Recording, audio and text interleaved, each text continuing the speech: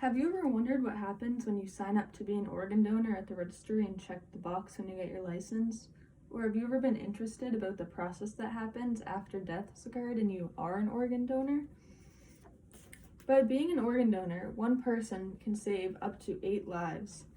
And according to the organdonor.gov website, with organ donors being able to help so many people, it allows for the 13,000 people on the waiting list to get another chance at life. Many people can register as organ donors if they choose when they turn 18. Otherwise, when they die, their family can determine if they are able to donate their organs. After death, a series of tests are undergone to determine what organs are eligible and if the person is a match to anyone in the database. Organdonor.gov lists the steps that happen after death for someone to be aware of what happens. Transport comes first. This is when the EMTs show up to the scene and they perform life-saving events. They also alert the hospital that they will be coming with a patient that they do not know if they're an organ donor yet or not. After transport is treatment. This occurs when the team arrives at the emergency room and they start life-saving procedures including IVs, blood replacement, and medicine and ventilators to keep the heart beating of the patient. Intensive care becomes important after the vital signs stabilize. The patient is transferred to the ICU and special tests are performed to see how much damage is done to the brain in the body and the organs in the body. The medical team continues advanced life-saving measures. Brain death could be diagnosed, which is an irreversible loss of blood flow to the whole brain. This causes the brain to die. After brain death, the donor's body is supported by artificial means such as a ventilator to keep the organs living so they can be matched to a donor. Medical practitioners from the Organ Procurement Organization, also known as the OPO, go to the hospital to see if the patient is suitable for any of the people in the database. The doctor can talk to the family about the patient's death. They also talk about donations. If the patient signed up to be an organ donor, then their organs will be ran through a database, and if not, the family is given the decision to see if they would like to have the family member become an organ donor and see if theirs match anyone else's.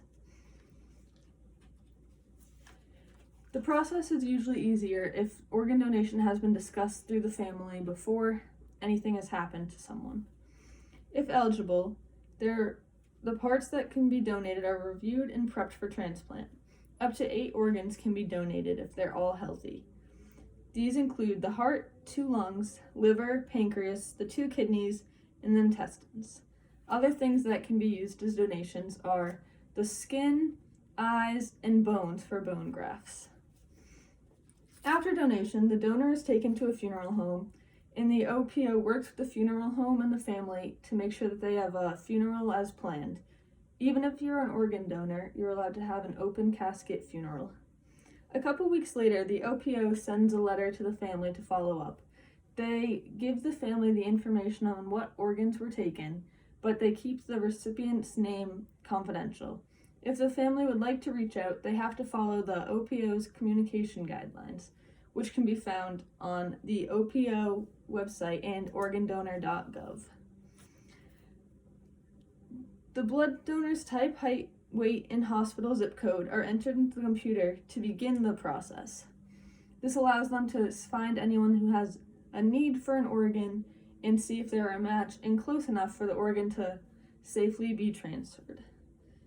For recovery, the donor is taken to an operating room where the organ is removed medically and placed into a safety organ bag that can be transferred to other hospitals.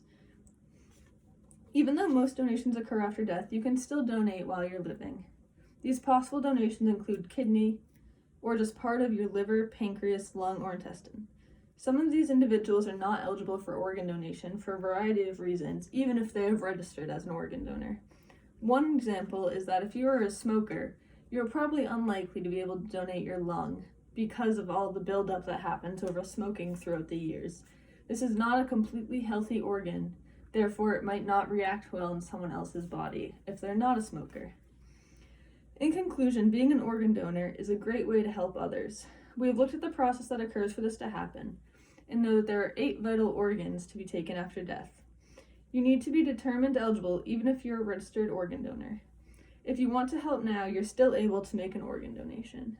So the next time you go to renew your license or at the registry, or if you're even inspired right now, sign up to be an organ donor and maybe you'll be a match to someone and could help give them a second chance.